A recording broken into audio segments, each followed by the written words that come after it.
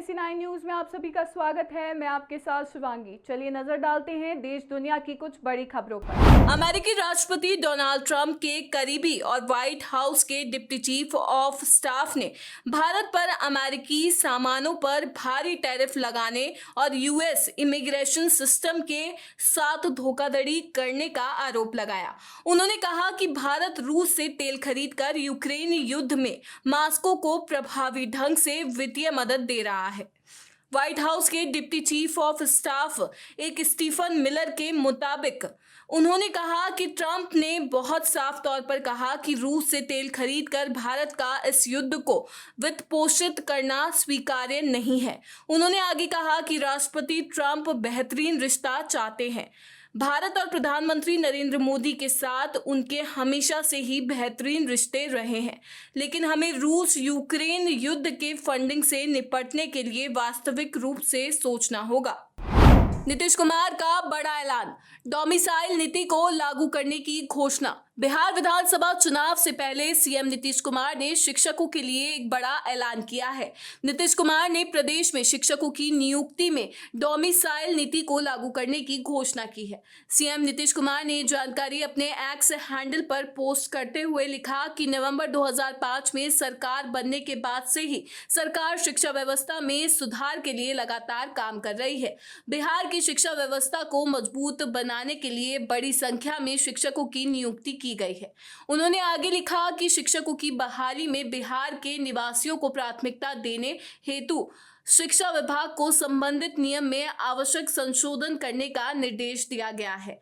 ये टीआरई 4 से ही लागू किया जाएगा। वर्ष 2025 में टीआरई 4 एवं वर्ष 2026 में टीआरई 5 का आयोजन किया जाएगा। टीआरई 5 के आयोजन के पूर्व एसटीईटी का आयोजन करने का भी निर्देश दिया गया है। सीएम नीतीश कुमार के इस फैसले के बाद बिहार के स्थानीय लोगों को इसका फायदा मिलेगा। लंबे समय से युवाओं की ये मांग थी कि बाहर से आकर आवेदन करने वालों की जगह स्थानीय अभ्यर्थियों को प्राथमिकता दी जाए। गोपालगंज में एक सभा को संबोधित करते हुए नेता प्रतिपक्ष तेजस्वी यादव ने प्रधानमंत्री नरेंद्र मोदी और अमित शाह पर निशाना साधते हुए कहा कि कोई बिहारी बिहार को चलाएगा। हम बिहार के लिए नहीं करेंगे तो किसके लिए करेंगे? कोई गुजरात से आकर बिहार चलाएगा? बिहारी देश को बनाता है, बिहार को भी आगे बढ़ाएगा। इससे पहले तेजस्वी ने एसआईआर पर बात करते हुए कहा था कि 2 लोग जो गुजराती हैं वो जो कहेंगे उसी का नाम वोटर लिस्ट में आएगा। आपको बता दें कि नेता प्रतिपक्ष तेजस्वी यादव गोपालगंज के बैकुंठपुर के महारानी में आयोजित बहन सम्मान कार्यक्रम में शामिल होने पहुंचे थे। यहाँ सैकड़ों की संख्या में उपस्थित महिलाओं ने राखी बांधकर उन्हें आशीर्वाद दिया। राखी बंधवाने के बाद आयोजित जनसभा को संबोधित करते हुए नेता प्रतिपक्ष ने कहा कि आप सबका आशीर्वाद मिला है, हम इसके कर्जदार हैं। जब सरकार बनेगी तब सूद सहित लौटाने का काम करेंगे। सुप्रीम कोर्ट ने राहुल गांधी को सेना पर टिप्पणी के मामले में लगाई फटकार। सुप्रीम कोर्ट ने कांग्रेस नेता और लोकसभा में विपक्ष के नेता राहुल गांधी को भारतीय सेना पर टिप्पणी के मामले में फटकार लगाई। कोर्ट ने कहा, अगर आप सच्चे भारतीय हैं तो ऐसी बातें नहीं कहेंगे। राहुल गांधी ने दावा किया था कि चीन ने 2000 वर्ग किलोमीटर भारतीय भूमि पर कब्जा कर लिया है, जिस पर कोर्ट ने सवाल उठाया कि उन्हें ये जानकारी कैसे मिली और क्या उनके पास विश्वसनीय सबूत है। न्यायमूर्ति दीपांकर दत्ता और न्यायमूर्ति ऑगस्टिन जॉर्ज मसीह की पीठ ने राहुल गांधी को सलाह दी कि वह विपक्ष के नेता के तौर पर अपनी बात संसद में रखें, न कि सोशल मीडिया पर। कोर्ट ने इस मामले में उत्तर प्रदेश सरकार और शिकायतकर्ता को नोटिस जारी कर जवाब मांगा है। राहुल गांधी की ओर से वरिष्ठ अधिवक्ता अभिषेक सिंघवी ने तर्क दिया कि विपक्ष के नेता को मुद्दे उठाने का अधिकार है और ये दुर्भाग्यपूर्ण होगा यदि वे प्रेस में छपी बातें नहीं कह सकते। उन्होंने कहा कि राहुल ने केवल सूचना के दमन और 20 भारतीय सैनिकों की मौत पर चिंता जताई थी। हालांकि कोर्ट ने कहा कि ऐसे मुद्दों के लिए संसद जैसे उचित मंच का उपयोग करना चाहिए था। सुप्रीम कोर्ट ने राहुल गांधी को राहत देते हुए जिला अदालत में चल रही कार्यवाही पर रोक लगा दी। ये मामला भारत जोड़ो यात्रा के दौरान सेना के बारे में कथित अपमानजनक टिप्पणी से जुड़ा है। इलाहाबाद हाईकोर्ट ने 29 मई को राहुल की याचिका खारिज की थी, जिसके बाद उन्होंने सुप्रीम कोर्ट में समन आदेश और शिकायत को भी चुनौती दी। इसे दुर्भावना से प्रेरित बताया।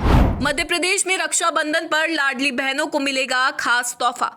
मध्य प्रदेश के मुख्यमंत्री डॉक्टर मोहन यादव ने रक्षाबंधन के पावन अवसर पर लाडली बहन योजना के तहत राज्य की महिलाओं और लड़कियों के लिए एक विशेष तोहफे की घोषणा की है। सोमवार को उन्होंने ऐलान किया कि इस बार लाडली बहना योजना की 27वीं किस्त के साथ लाभार्थियों को 250 रुपए का शगुन भी दिया जाएगा।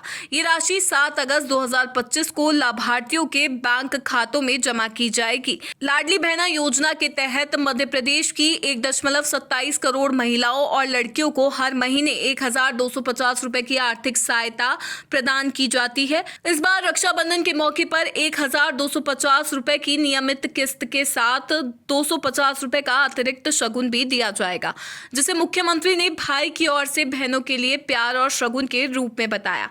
मुख्यमंत्री मोहन यादव ने कहा कि लाडली बहना योजना ने मध्य प्रदेश में महिलाओं के सशक्तिकरण में महत्वपूर्ण भूमिका निभाई है। रक्षाबंधन के इस विशेष अवसर पर हम अपनी बहनों को ये शगुन देकर उनके प्रति अपनी प्रतिबद्धता और स्नेह व्यक्त करना चाहते हैं। कमल हासन का नीट और सनातन विचारधारा पर तीखा हमला, शिक्षा को बताया सामाजिक बदलाव का हथियार। अभिनेता और फिल्म निर्माता और राज्यसभा सांसद कमल हासन ने रविवार को चेन्नई में अग्रम फाउंडेशन के एक कार्यक्रम में राष्ट्रीय पात्रता सह प्रवेश परीक्षा और सनातन विचारधारा पर तीखा हमला बोला। उन्होंने शिक्षा को सामाजिक और राजनीतिक बदलाव का सबसे बड़ा हथियार बताते हुए कहा कि ये न केवल तानाशाही और सामाजिक बंधनों को तोड़ने की ताकत रखती है, बल्कि देश को नया आकार देने का भी साधन है। कमल हासन ने नीट परीक्षा की कड़ी आलोचना करते हुए कहा कि 2017 में लागू इस कानून ने हजारों छात्रों, खासकर ग्रामीण और आर्थिक रूप से कमजोर वर्गों के बच्चों को मेडिकल शिक्षा से वंचित कर दिया है। उन्होंने कहा, नीट ने कई होनहार छात्रों के सपनों को कुचल दिया है। शिक्षा वह ताकत है जिसके जरिए हम ऐसे कानूनों को बदल सकते हैं। ये सिर्फ एक हथियार नहीं, बल्कि वह औजार है जिससे देश का भविष्य गढ़ा जा सकता है। कमल हासन ने सनातन विचारधारा को भी निशाने पर लिया और इसे सामाजिक असमानता को बढ़ावा देने वाली विचारधारा करार दिया। उन्होंने तमिलनाडु के समाज सुधारक पेरियार ईवी रामासामी की विचारधारा का हवाला देते हुए कहा कि सनातन की जंजीरें समाज को पीछे खींचती है।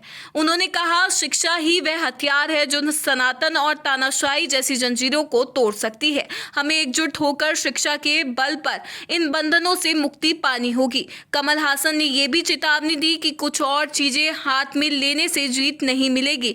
बहुसंख्यक मूर्ख तुम्हें हरा देंगे। हमें संगठित और शिक्षित होकर आगे बढ़ना होगा। टीम इंडिया ने पलट डाली हारी हुई बाजी। टीम इंडिया की इस जीत को सालों साल याद रखा जाएगा।